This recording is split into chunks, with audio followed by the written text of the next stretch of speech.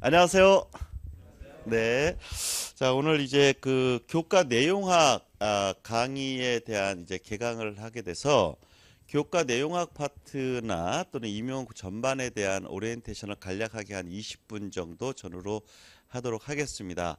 이미 그 설명회에서 많은 내용들이 임용 전반에 대해서 어떻게 공부를 해야 되고 어떠한 자세와 어떠한 방법론으로 접근해야 될지는 우리가 같이 온라인상에서 이미 공유를 했을 거고요.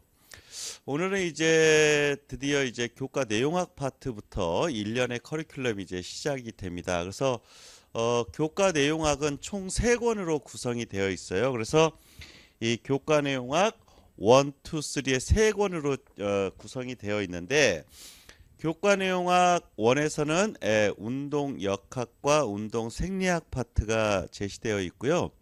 교과 내용학 2, 두 번째 책에서는 운동학습 및 심리, 우리가 일반적으로 학교 현장에서는 스포츠 심리학이다 부르는 그 내용과 스포츠 사회학 파트가 교과 내용학 2권에 구성되어 있고요. 교과 내용학 3권에는 체육 측정 평가, 체육 사철학 파트 및 보건 관련 내용들이 교과 내용학 3권으로 구성되어 있습니다. 그래서 이번 1, 2월에 있는 그 강의의 커리큘럼 내에서는 바로 그 교과 내용학 3권에 대해서 이제 강의가 진행이 되고요. 임용 시험에서는 그 교과 내용학 파트가 약 한 56점 전후 출제가 됩니다. 그다음에 이제 3월에 이제 강의가 이루어지게 되는 교과 교육학 파트는 2권으로 구성되어 있는데 교과 교육학 1권은 이제 체육 교수법 파트가 되고요. 그 다음에 교과 교육학 2권이 교육과정 이론 및 개정 교육과정으로 구성이 됩니다. 그러면서 올해 많이 질문 나오는 상황들이 2022 그 개정 교육과정과 관련되어 있는 내용들에 대한 부분들이 많이 질문이 나오는데 현재 평가원에서 공식적인 입장은 시안으로 제시되고 있기 때문에 올해 시험에는 현재 반영되어 있지 않은 것으로 되어 있습니다. 그래서 교재상에서는 2022를 일단은 빼놨고요. 추후 교육과정 평가원의 입장이라든가 이런 것들을 봐서 만약에 올해 그 시안 부분에서 일부가 만약에 반영될 가능성이 있다면 그것은 추후 강의에서 유인물의 형태로 진행이 될 거예요. 그러니까 현재 확인된 바로는 시험에 반영되지 않는 것으로 되어 있기 때문에 교재상에는 반영이 되어 있지 않다. 그러니까 여러분들은 걱정하지 마시고 일단 쭉 진행을 하시면 되겠다 이렇게 말씀을 드리고 싶습니다. 그러면서 이제 교과 그 내용학 1, 2, 3권에 대한 부분들이 순차적으로 진행이 될 때 아마도 가장 많은 강의 양을 차지하는 부분이 아무래도 교과 내용학 1권입니다. 그래서 운동 역학 파트랑 운동 생리학 파트가 임용 시험에서는 약 20점 전후 출제가 되고 상당히 변별력 있게 시험이 나오게 됩니다. 그리고 아무래도 이과 계통의 그 학문이다 보니까 우리 수험생들이 상당히 부담을 많이 갖는 과목이고 그러다 보니까 강의의 시간도 매년 가장 많은 비중을 차지하고 시간적인 비율도 가장 높습니다. 그런데 올해 강의에서 지금 또 기출 원저에서 다루게 되는 이성철 교수님의 운동 역학책을 지금 직강으로 올해 진행을 하고 있기 때문에 운동 역학 기출 원전 강의를 직강으로 강의를 하게 되고 이 교과 내용학 1권에 있는 운동 역학 파트는 인강으로 이미 제작된 부분들이 제시가 됐습니다. 그래서 여러분들이 그 강의를 아마 제가 기억하기로는 53강 정도인가 52강인가 이렇게 돼 있는 것으로 알고 있는데요. 그 내용을 좀 충실하게 들으시고 또 이성철 교수님의 그 기출 원전 운동 역학책까지 같이 들으면 합쳐서 운동 역학만 약 100강 정도 될 것 같은데요. 이 두 가의 내용을 들으면 아마도 운동 역학은 완전히 마스터를 할 수가 있을 겁니다. 그리고 운동 생리학 파트가 또 이 교과 내용학 원의 그 교재 비율로 보면 운동 역학보다 훨씬 더 양이 많습니다. 그런데 양이 많다고 어려운 건 아니겠죠. 그리고 아무래도 운동 역학 쪽은 원리 또는 물리 그러니까 원리적인 개념을 물리나 수학적인 개념으로 좀 접근하는 부분이 많기 때문에 양은 많진 않아요. 실제로 공부하는 양은 많지 않은데 좀 부담이 되는 내용들이 좀 많지만 원리적인 개념만 깨우치면 그 다음은 굉장히 쉽습니다. 그래서 이 교과 내용학 1에서도 교재 비율로 보면 실제로는 3분의 1밖에 안 되고요. 그 다음에 3분의 2는 운동 생리학 파트가 양으로는 훨씬 더 많습니다. 그리고 운동 생리학은 그 안에 보면 운동 생리학 파트와 트레이닝 방법론 이 두 가지로 나누어질 수가 있어요. 그래서 예를 들면 작년에 어떤 시험 부분에서 뭐 RM이라든가 또는 어떤 그 운동 강도와 관련돼 있는 법이 운동 강도와 관련하여 목표 심박수 범위를 구하거나 이런 것들은 대부분 트레이닝 방법론 쪽에서 하는 거거든요. 그런데 만약에 또 어떤 순환계라든가 또는 어떤 호흡계라든가 호르몬계 쪽의 내용이 나오면 그건 우리가 운동 생리학 파트에서 출제됐다고 이야기를 합니다. 그래서 시험과 관련돼서 우리가 그 교과 내용학 1권에 197쪽부터 오늘 진도가 나가게 될 텐데요. 이 197쪽부터 맨 마지막 보면 거의 페이지가 한 500페이지에 가까운 한 484쪽까지 언급되고 있는데 페이지 수로 보면은 그 300페이지가 훨씬 넘죠. 그러니까 굉장히 많은 내용입니다. 300페이지 가까이 되는 굉장히 많은 내용입니다. 그러니까 이 내용을 교재를 통해서 제가 하나하나 설명을 할 거예요. 그래서 이 교재 안에서 이런 내용들이 좀 중요하다 하고 안에 교재에 있는 그림뿐만 아니라 제가 이렇게 판서를 해가면서 여러분들한테 충실하게 이론적인 설명을 할 거예요. 그러면 그 속에서 그 판서를 여러분이 강의 때 잘 따라와 주셔야 돼요. 특히 여기 작년 같은 경우는 이 시기에 비대면으로 강의가 돼서 저 혼자 외롭게 강의를 쓸쓸하게 이 넓은 강의실에서 했었는데 지금은 이렇게 멋진 예비 체육교사님들을 앞에 놔두고 강의하니까 상당히 기분이 좋습니다. 그래서 서로 이게 상호작용도 굉장히 중요해요. 그러면서 또 여러분들이 한테 제가 부탁하고 싶은 거는 뭐냐면 강의를 하면서 이렇게 설명을 할 때 여러분들이 좀 적극적인 리액션이 좀 있어야 됩니다. 뭐 어떤 리액션이냐면 아이고 좋다 뭐 이런 리액션이 필요한 거 아니라 안다 모른다. 내가 그 내용을 지금 이해하고 있다 안 이해하고 있다라는 거를 저한테 좀 적극적으로 표시를 해주셔야 돼요. 그러니까 저는 이제 막 설명하면서 당연히 이 내용은 알겠지. 뭐 당연히 잘할 거 아니에요.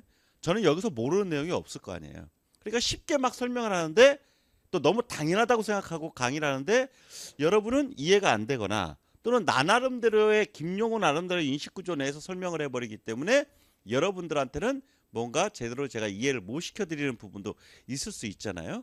그러면 여러분이 표정을 좀 이렇게 해주셔야 돼요.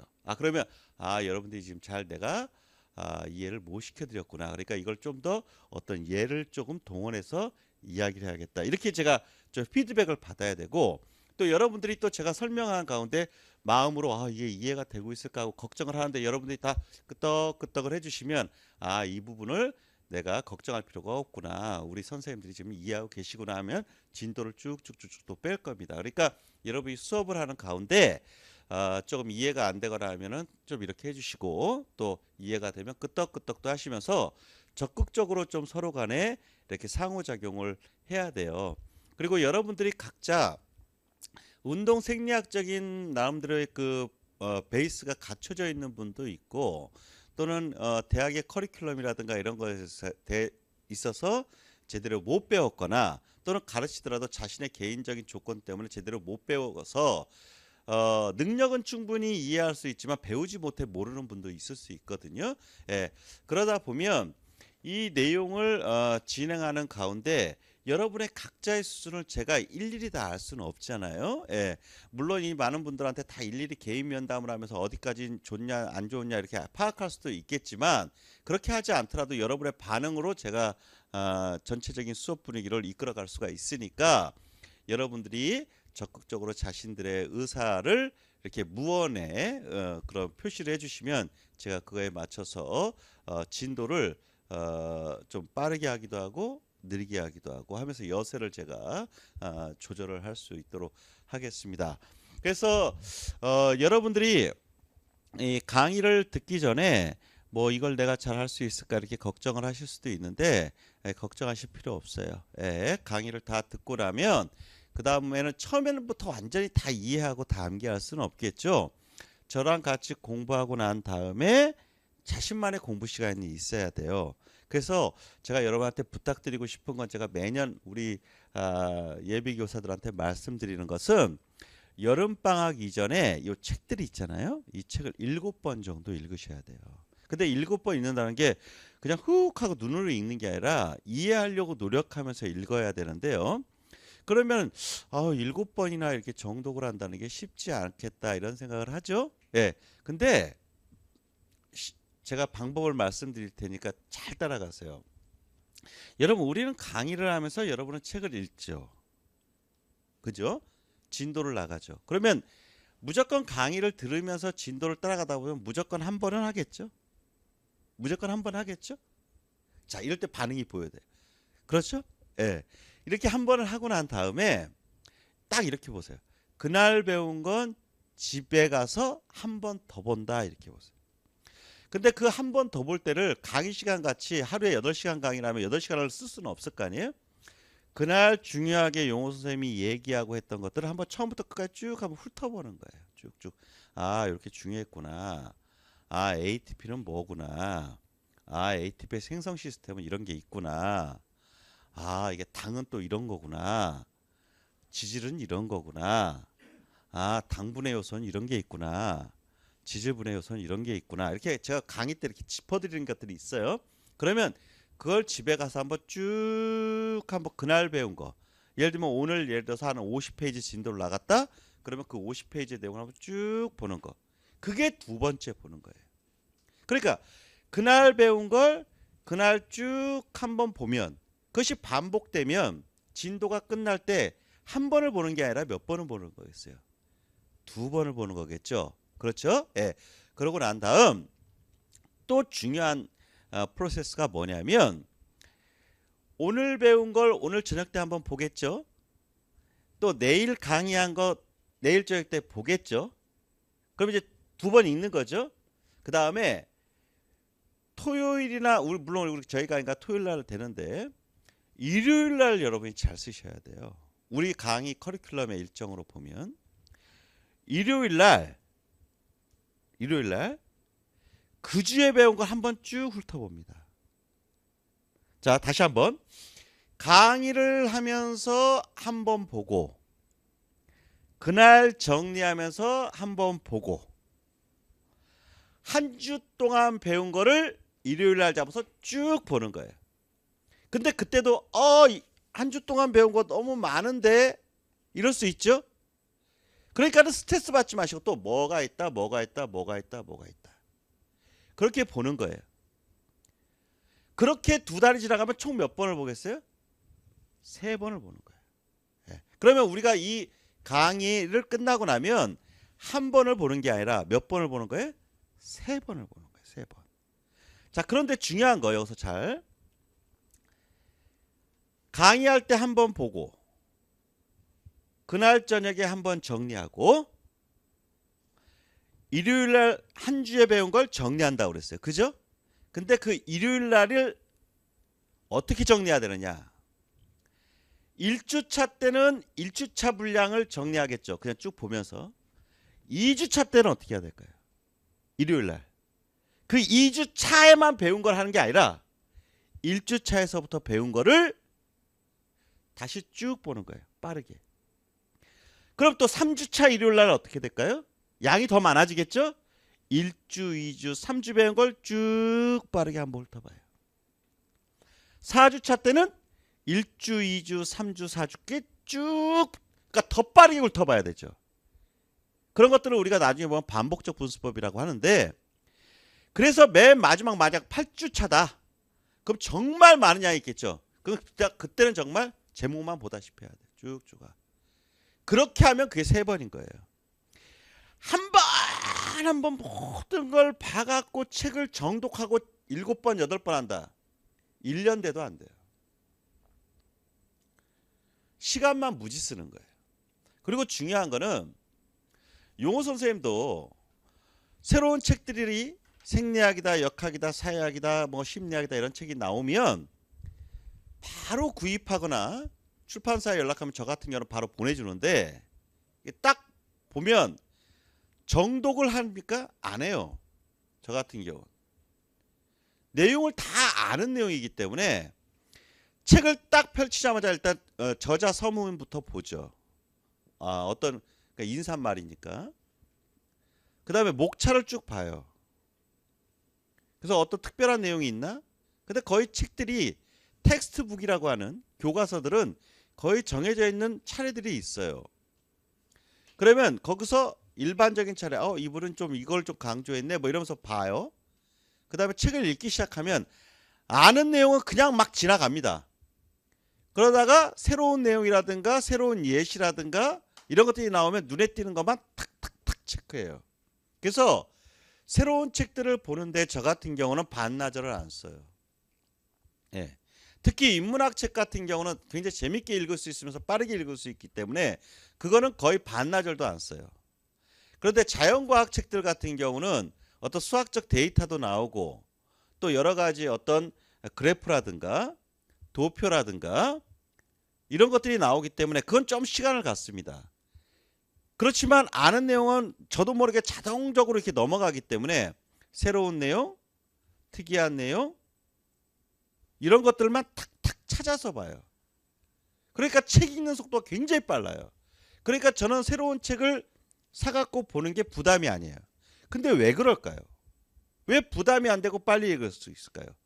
그 내용을 이해하고 있으니까요. 그러면 이거는 여러분도 마찬가지라는 거죠.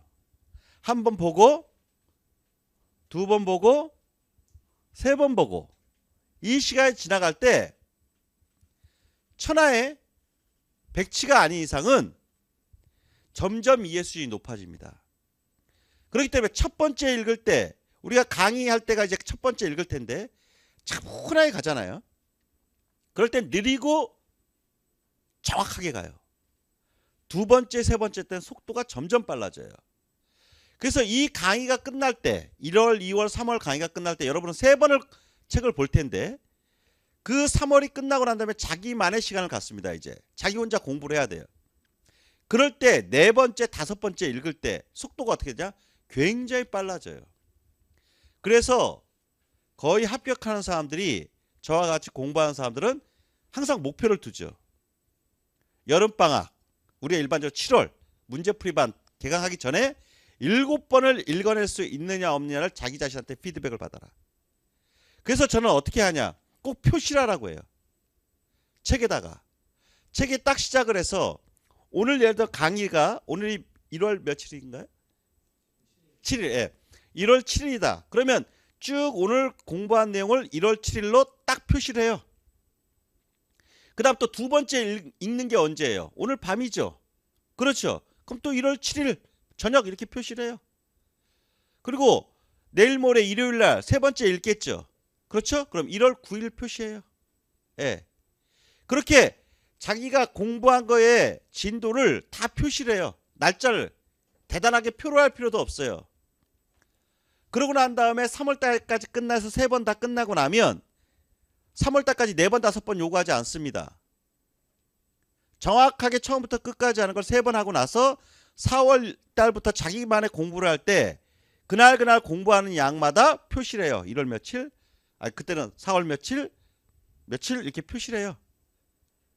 그래서 예를 들어서 우리가 197쪽의 신체와 운동력의 이해부터 시작을 했던 것이 거기에 날짜가 1월 며칠, 1월 6일, 그러니까 1월 7일, 1월 7일, 1월 9일, 4월 며칠, 5월 며칠, 6월 며칠, 7월 딱 이렇게 하면 7번 되는 거예요. 다.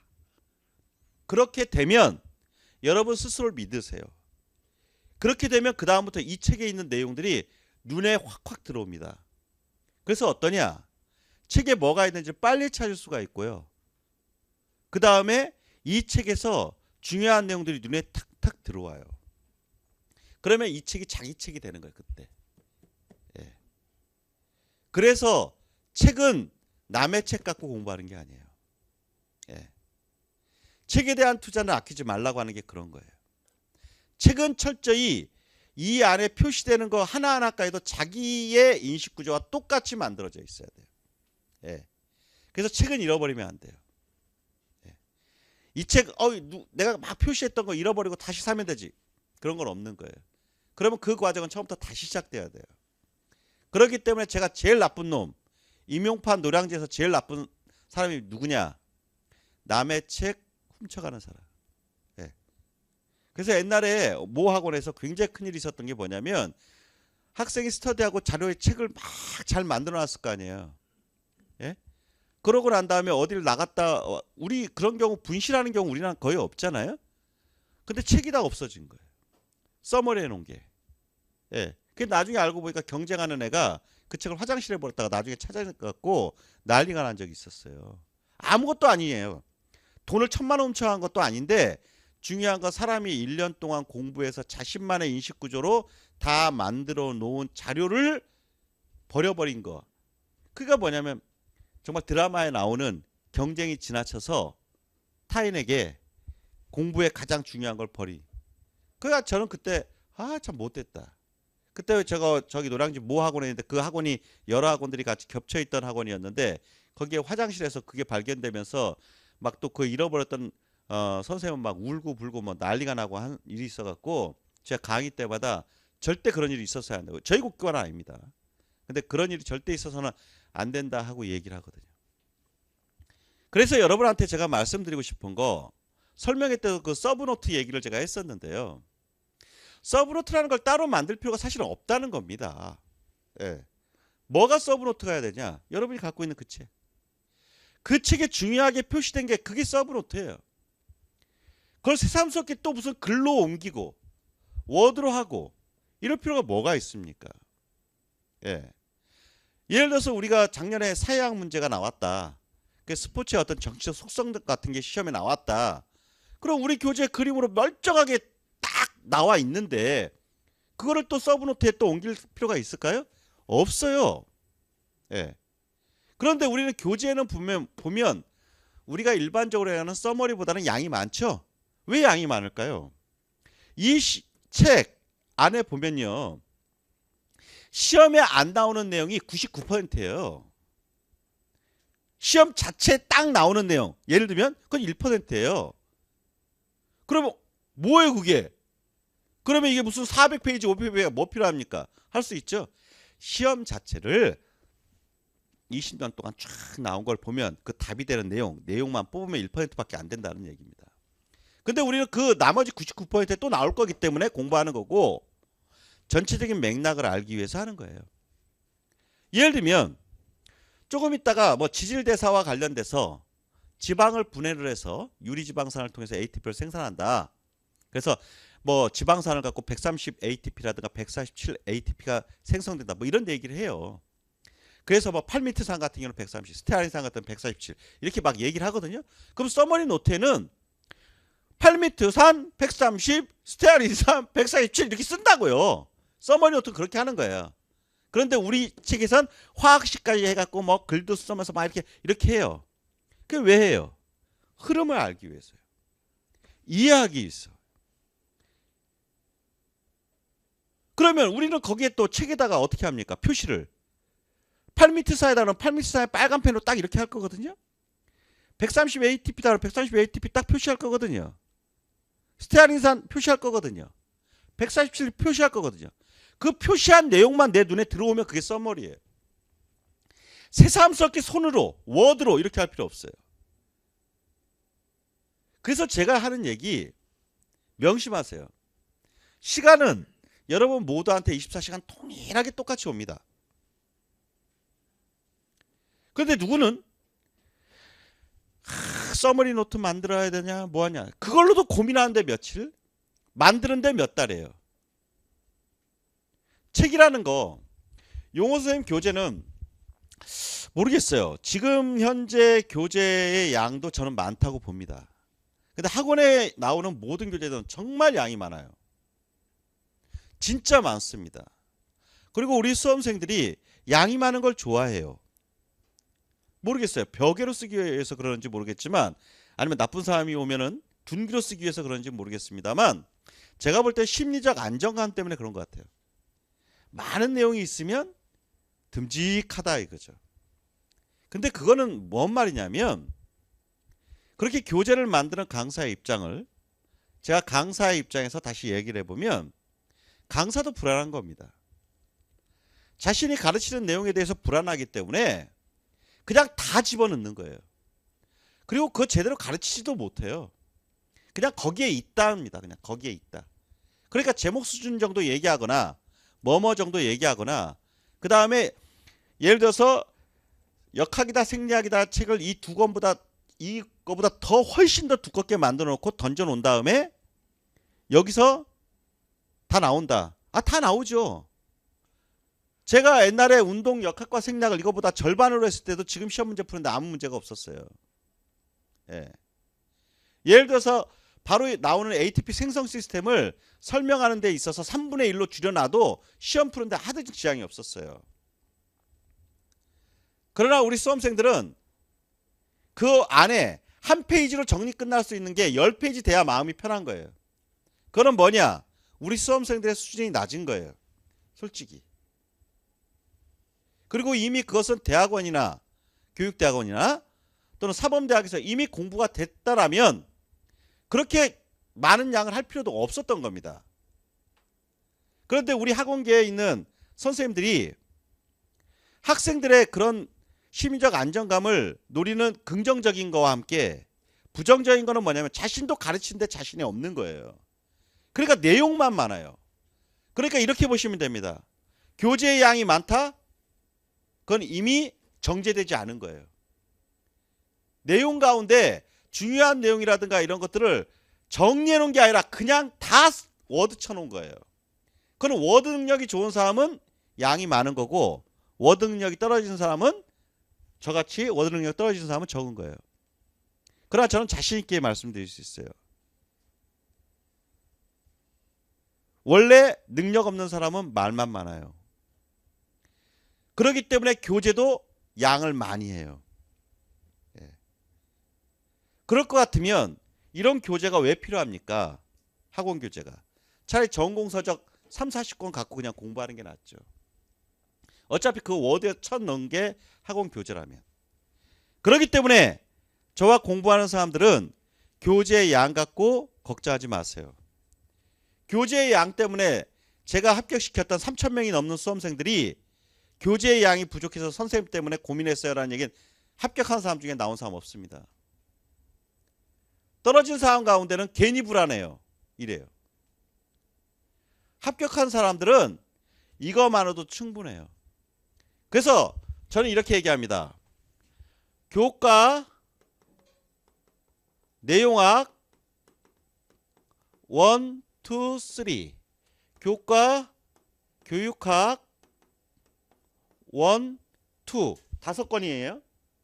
그 다음 기출문제 연도별 또는 영역별 보통은 연도별로 하면 가볍게 출력이 다 되죠. 기출문제를 바인더로 정리해 놓은 거 2022년, 2021년, 20년에 갖고 한 20년치를 바인딩 해 놓은 거 그것도 꽤 양이 됩니다. 예. 그 다음 영역별 문제풀이 이것도 수천 문제가 되는데 이것도 바인더를 합니다. 그 다음 양은 상대적으로 적겠죠. 모의고사를 바인더 합니다.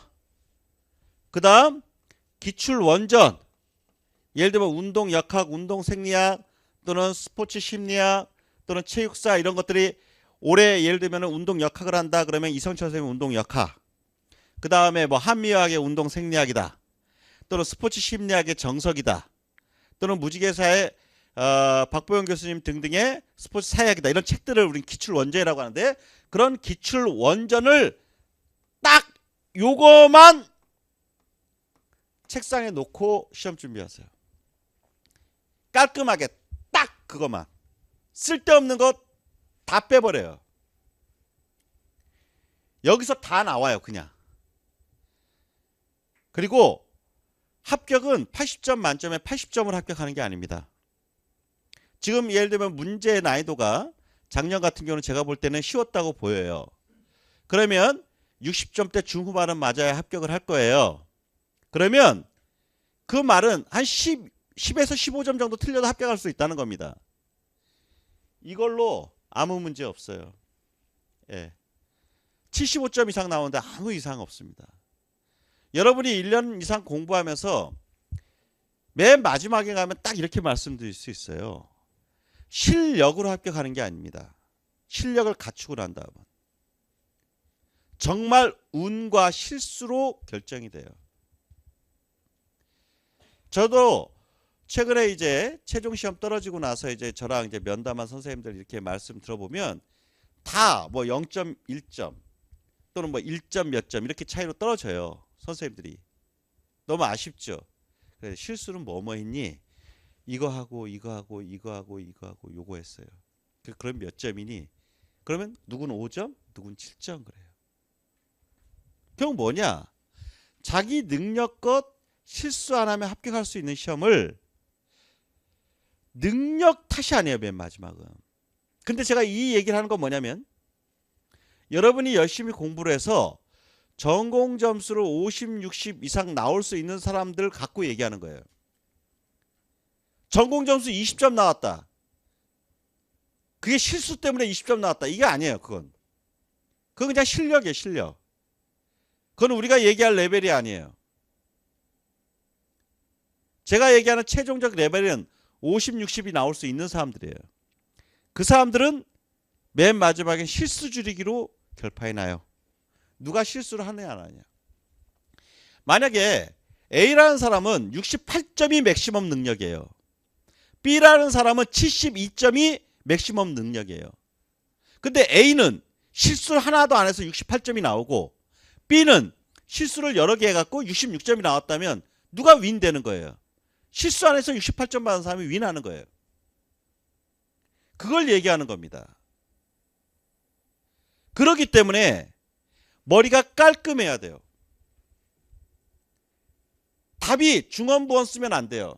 정확하게 딱딱딱 쓰고 오셔야 돼요. 그러려면 불필요한 용어들이라든가 이런 것들에 간섭이 일어나면 안 됩니다.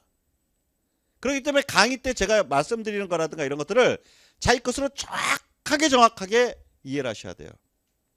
알았죠? 예. 그렇기 때문에 직강 들어오신 분들은 수업 때 정말 집중하셔야 되고 인강 듣는 분들도 그냥 편한 시간에 자기 편한 공간에서 한다고 늘어져 있으면 안 돼요. 지금이 중요해요. 1월, 2월, 3월에 기초이론을 정말 튼튼히 갖는 사람이요. 최종 합격하는 거예요. 뭐 모의고사에서 뭐 적중했다. 영역별 문제풀이에서 적중했다. 뭐 이런 얘기 합니다. 저도 마찬가지고요. 저도 그 여러분 이번 설명회 때도 모의고사 때 이런 문제 저런 문제 하면서 이렇게 하잖아요.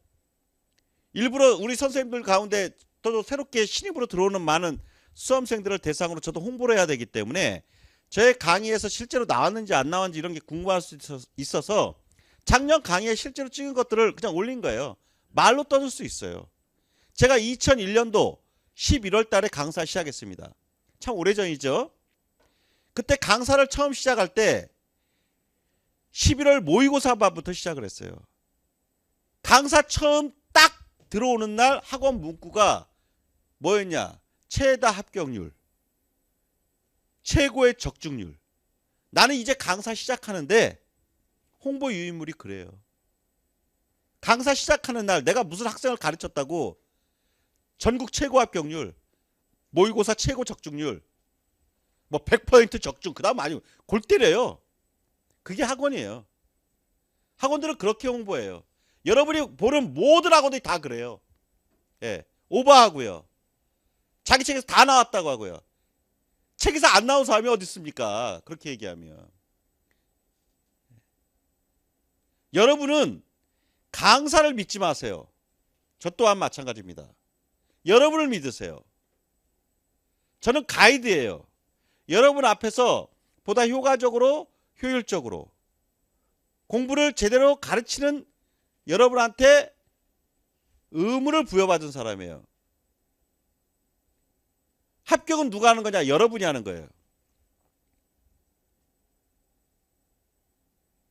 그 마음을 지금 먹느냐 안 먹느냐가, 그래서 딱 오늘 내가 얘기할 수 있는 거, 오늘 배운 거, 오늘 밤에 복습하는 자 합격할 가능성이 있다. 그런데 오늘 배운 걸 오늘 안 보는 자 무조건 떨어진다. 그건 저의 저주예요. 저는 제 학생한테 저주를 퍼붓습니다. 예. 안 될 것 같으면 빨리 떨어져라 이거예요. 그리고 딴 사람 피해주지 마라. 그리고 빨리 다른 길 찾아라.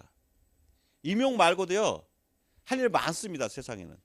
여러분과 같이 잘나고 훌륭한 사람들이 하나만 갖고 몇 년씩 끌고 갈 일이 아니에요. 그리고 제가 초반부에 분명히 말씀드립니다만, 임용은 3년 이상 하지 마세요. 내 제자 가운데도 11년 만에 전교사 되고 한 친구들도 있는데, 정말 그런 노력을 제가 폄훼하는 게 아닙니다. 1년 혹은 2년, 그래도 아깝게 떨어졌는데 포기할 수 없으면 3년, 딱 그 선에서 끝내버린다는 각오가 있어야지 언젠간 될 것이다. 언젠간 여러분도 늙습니다. 예. 그리고 임용은 1년 먼저 합격하냐 2년 먼저 합격하냐가, 예를 들면 좀 수준 떨어진 얘기입니다만, 돈으로 이야기하면 그냥 1억 2억이 그냥 순간적으로 날아가는 거예요. 여러분 갑자기 누가 1억 줄 테니까 뭐 하라 그러면 뭔가 빨리 하겠죠. 2억 줄 테니까 뭐 한다 빨리 하겠죠. 여러분이 1년 합격하면 여러분 정년까지 해서 근무기간이 1년 늘어나는 거예요. 여러분 그것이 초임 연봉 1년 늘어나는 게 아닙니다. 맨 마지막 연봉 1년이 늘어나는 거예요. 그러면 지금의 물가 인상률로 보면 1억인 거예요. 1억. 호봉이랑 모든 게 최대치. 예. 만약 여러분이 정말 노력하셔서 교감되고 교장된다면 당연한 거예요. 2년 먼저 합격하니 2억. 연금까지 합하면 2, 3년 먼저 합격하면 3억을 버는 겁니다.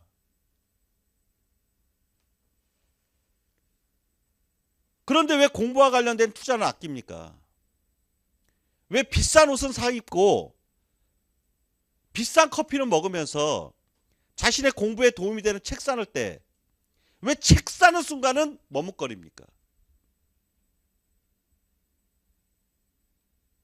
우리나라 체육과의 교수들이 책을 만들어서 잘 만들어갖고 팔아갖고 몇 권이나 팔겠어요.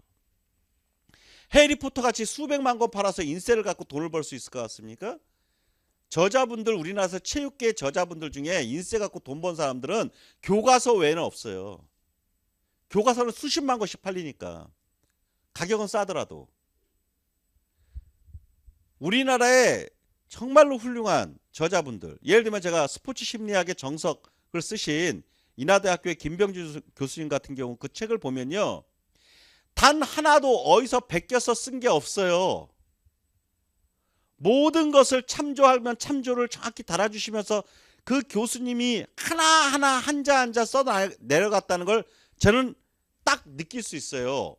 제 대학 때부터 봤던 선배님이시기 때문에 인품이나 실력을 다 압니다. 그런데 그런 책이 예를 들면 얼마인지 저는 잘 모르겠어요. 근데 그 책을 딱 볼 때 요거보다 요거 좀 복사하면 좀 싸겠지. 그래서 한 절반 가격에 복사합니다. 그러면 그 남는 돈 갖고 어디 가서 저기 프라파치노 사 먹고. 싸게 산 책은요 언제든지 버리게 돼 있어요. 그래서 재본한 책들이 노량진판에서 임용시험 끝나고 쓰레기차로 한 차예요. 예, 고시원이고 뭐고. 그러나 비싼 돈 주고 산 거, 막 2만 원 3만 원 주고 좀 비싸게 샀다, 그거 버리겠습니까? 그거 쉽게 안 버려요. 사람이 그런 거예요. 자기 자신을 싸구려로 만들지 마세요. 왜 자신이 인생에 공부했던 것들을 그렇게 함부로 버립니까? 여러분들이 사게 되는 기출 원전 책이라든가 이렇게 그 저자분들, 제가 하나하나 그 책들을 엄선한 거는요, 정말 선생님들이 역저로 쓰신 거예요. 그런 것들은 그 전공자들이 다 알아요. 그러니까 시험에 반영이 되는 겁니다. 예. 그러면 그 책들은 여러분이 교사 돼서 안 보나요? 예를 들면 체육수업 모형책을 샀다. 교사 돼서 안 볼까요? 역학, 생리학, 심리학, 사회학 이런 책들 교사돼서 안 볼까요? 다 보게 됩니다. 여러분이 반성적 교사가 되고 더욱더 훌륭한 교사가 되기 위해서 스스로를 닦는 과정에서 보게 됩니다. 그러므로 내가 여러분을 꼭 처음 만나갖고 막 혼내는 분위기 같이 하는데 여러분이 못났다고 하는 게 아닙니다. 공부와 관련되어 있는 투자 아끼지 마라. 그 투자는 돈일 수도 있고 시간일 수도 있고 노력일 수도 있습니다. 또는 이 세 가지가 다죠. 실제로는 아끼지 마세요. 30분 더 일찍 일어나고 예를 들어서 대중교통으로 학원에 오는 가운데서도 공부와 관련된 거 보고 유튜브를 보더라도 역학 동영상 보고 자기가 부족한 물리 영상 보고 예. 또는 사회학에서 어떤 이론 배웠는데 그 이론 이해 안 되면 다 그것도 유튜브에 다 있어요. 그거 보고 쓸데없는 이상한 사람들 브이로그 이런 거 보는 시간에 공부와 관련된 거 그게 시간과 노력의 투자예요. 그리고 공부와 관련되어 있는 책 사보는 거 이런 것들이 경비에 대한 투자입니다. 그런 거 아끼지 마세요. 임용시험 공부할 때는 그냥 거지같이 사세요. 옷 사지 마. 꼰대 같나요 너무? 예를 들어 겨울에 그냥 몇십만 원짜리 그거 하나 살 때 그걸로 책 다 살 수 있어요. 커피 좀 싼 거 먹어. 노량진에 싼 거 진짜 많더라. 사장님이 미쳤어요. 그래서 950원도 있고 나도 그냥 걱정돼 그거 먹을 때는. 미안하기도 하고 이걸로 도대체 이분들이 이거 어떻게 할 수 있나. 예? 우리가 무슨 놈의 커피를 그렇게 품위 있게 마셔야 돼. 교사 되고 품위 있다죠. 예? 그리고 정 맛있는 커피 먹고 싶으면 직업 있는 친구들한테 해갖고 무조건 이모티콘 보내달라고 하거나 뭐 해갖고 그냥 그걸로 먹어 그냥. 옷은 그래서 농담 삼아 얘기하면 옷은 현재 있는 수준에서 스톱. 머리는 좀 길러야겠지. 자르기도 해야겠지. 나 이발빌 몰라. 어? 그건 좋아. 여러분 아까 얘기했던 시간과 노력과 경비에 대한 투자 아끼지 마세요. 그거는 남한테 투자하는 게 아니잖아요. 자기한테 투자. 그것이 공부할 때 필요한 비용이 뭐 책 사보고 또 학원도 듣고 뭐도 하고 또 이러다 보면요. 뭐 몇백만 원 들 수 있어요. 그래서 빨리 1년 먼저 합격하세요. 올해 합격할 수 있다면 올해 합격하세요. 예. 그게 돈 이렇게 우리 잘 따지잖아요. 그게 여러분 1년 먼저 합격하면 1억을 아끼는 거예요. 근데 왜 몇백만 원을 아껴요? 예? 그 몇백만 원 안에는요. 봐봐요. 먹는 거 좋은 거 먹으세요. 왜 그럴 때는 거지같이 먹지 마요. 한 번을 먹더라도 제대로 먹으라는 얘기예요. 그냥. 예? 옷 한두 번 안 사면요. 맛있는 고기 수십 번 먹을 수 있잖아요. 예. 왜 밥 먹을 때는 500원 따져가면서 커피는 그냥 몇천 원짜리 먹냐고요. 또 꼰대스럽나요? 제 자식한테 하는 얘기 같은가요? 난 여러분한테 눈치 안 봐요. 여러분은 나한테 소비자의 권리 얘기하지 마세요. 소비자의 권리 얘기할 것 같으면 수강하지 마세요. 차 이렇게 얘기하세요. 가르치는 자로서 최선을 다해서 모든 것을 쏟아부어 나한테 가르쳐달라. 그렇게 얘기하세요. 우리가 소비자와 뭐 생산자 관계다? 여러분 하나도 없어도 돼. 그딴 식의 관계를 나를 하면 나도 여러분을 그렇게 보니까 그러면 모 학원 강사 같이 대가리 수가 강사의 평가에 척도다는 식으로 얘기 듣는 그런 사람이 나가도 될 것 같으니까 여러분한테 얘기하는 거예요. 내가 여러분을 대가리로 봐야겠습니까? 여러분은 내년이면 교사가 될 사람이에요. 그렇기 때문에 저는 여러분을 존중합니다. 그렇기 때문에 말도 함부로 해서는 안 되겠죠. 근데 나이 먹어서인가 가끔 이렇게 반말도 하고 그래서 미안합니다. 예. 여러분을 참으로 존중합니다. 그리고 실제로는 존경합니다. 왜냐? 여러분은 한 사람의 인생을 바꿀 수 있는 사람들이에요. 세상을 바꿀 수는 없는데 사람을 바꾸면 세상이 바뀌는 겁니다. 세상을 바꾸는 존재로 우린 교사로 자리매김되어 있고요. 전인적 성장 가운데 체육이 갖는 그 큰 역할을 담당해야 될 분들이기 때문에 여러분을 존중하고 존경합니다. 그렇기 때문에 여러분을 소비자로 보고 싶지 않아요. 그렇기 때문에 저를 도구로 써주세요.